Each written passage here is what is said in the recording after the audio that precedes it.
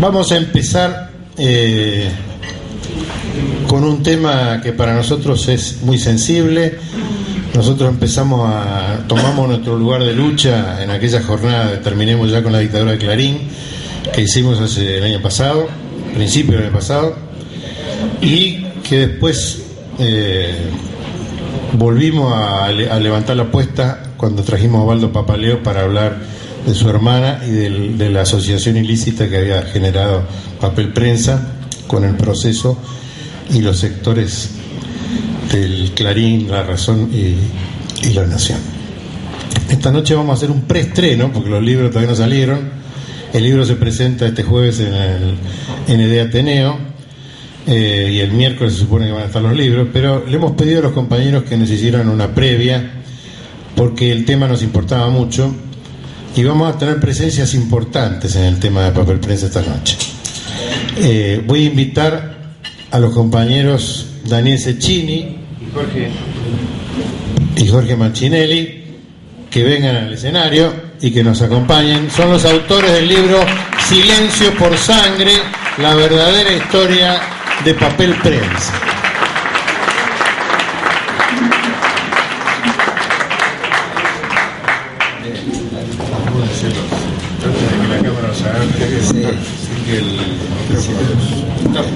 Vos sos más alto que vos, que yo. Ahí.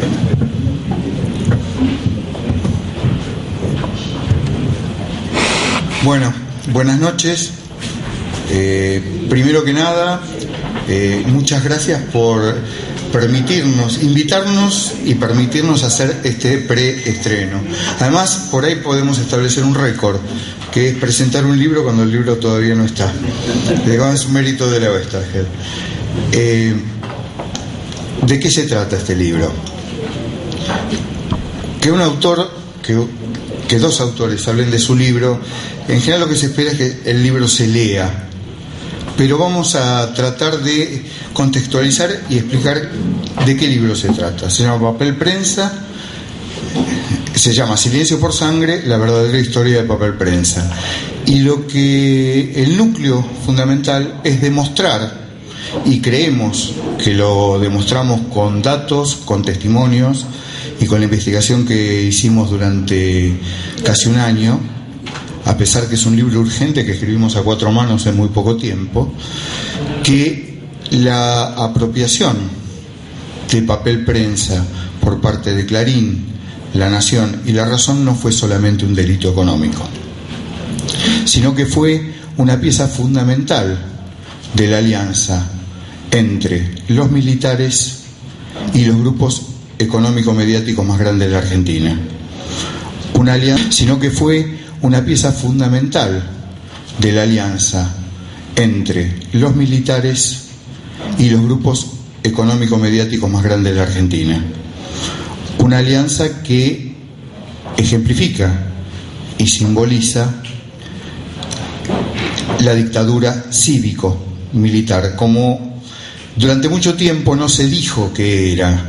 Y si no se dijo que era cívico-militar, también tuvo que ver por Papel Prensa, porque los diarios más leídos de la Argentina, los multimedios que se construyeron a partir de esos diarios, jamás quisieron decir dictadura cívico-militar.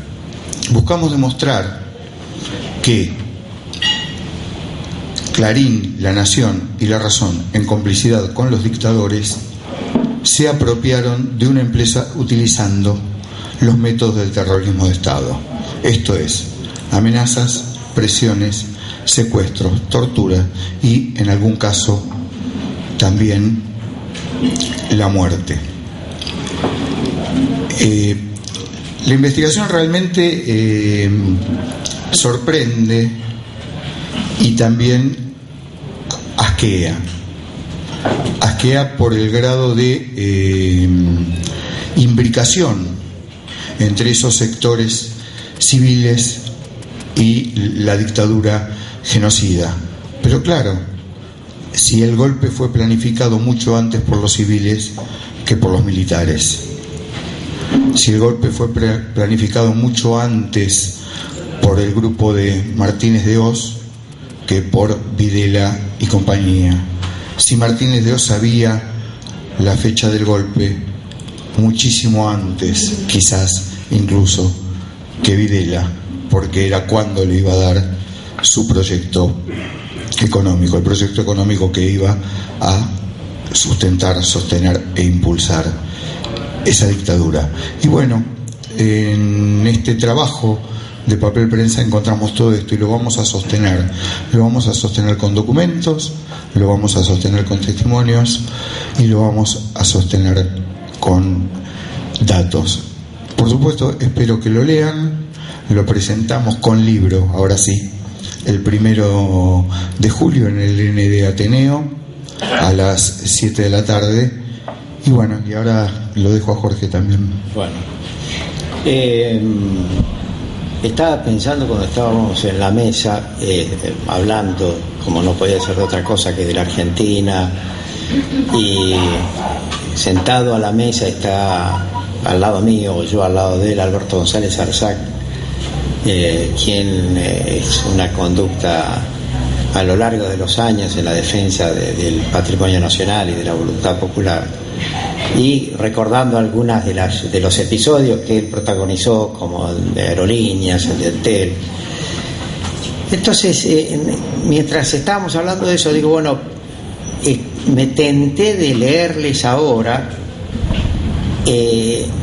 lo que se llamó boleto de venta de las acciones que estaban a nombre o en cabeza de la sucesión de Greiber. Y después dije, no, porque realmente es largo, yo tendría que haber hecho una selección de esto y no hay tiempo. ¿Y por qué pensé en este boleto o falso boleto de venta?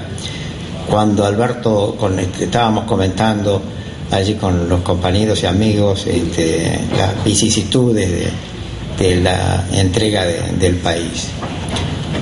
Porque en esto, en lo pequeño, digamos, en lo pequeño como puede ser por lo concentrado un boleto de venta, se lee la absoluta ajuridicidad, ilegalidad, impunidad de un hecho que solo pudo consumarse porque el poder del Estado lo estaba sosteniendo.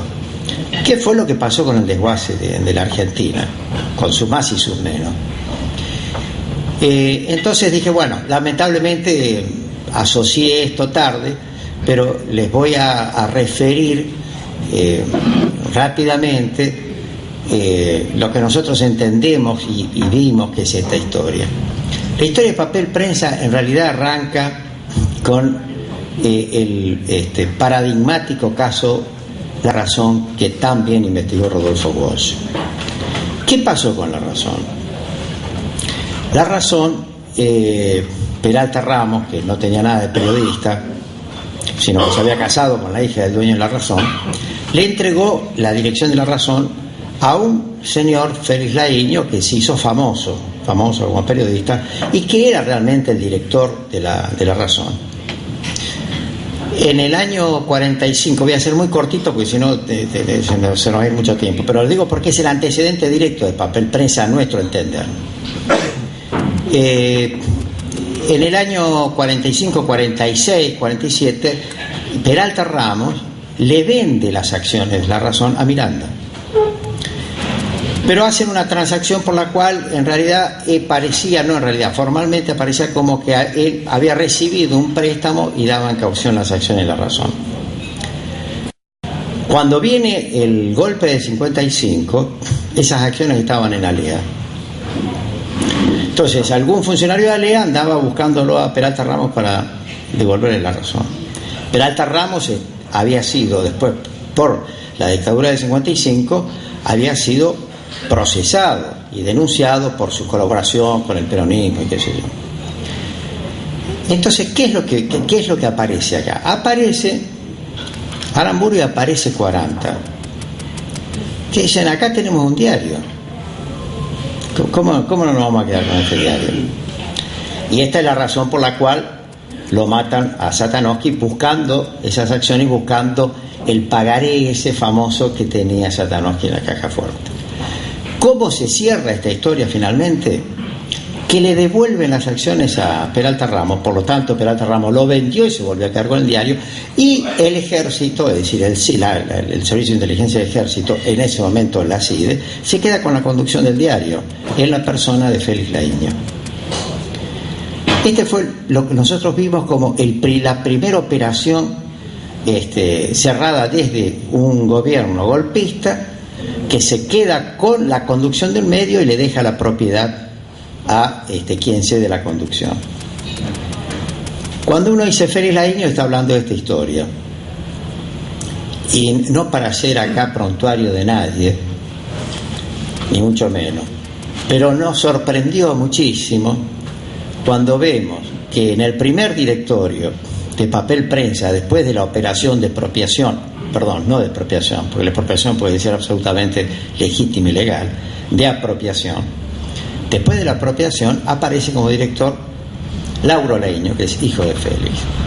Esto fue en principio del 77, febrero del 77, que Bartolomé Luis, como firmaba en esa época este señor, Bartolomé Luis comunica al inspector general de justicia la composición del nuevo directorio, y ahí aparece Laíño. Y Laíño aparece en el año 79, 2 años después, como director de FAPEL, Fábrica Argentina de Papel de Diario. ¿Y en qué momento aparece como director de FAPEL? En el momento en que aparece la autodenominada viuda de Noble, y voy a ser insidioso y venenoso en esto, autodenominada viuda de Noble, y aparece Bartolomé Luis, aparece la señora, aparece Héctor Horacio Bañeto y aparece Laíño como director de FAPEL. En el año 79,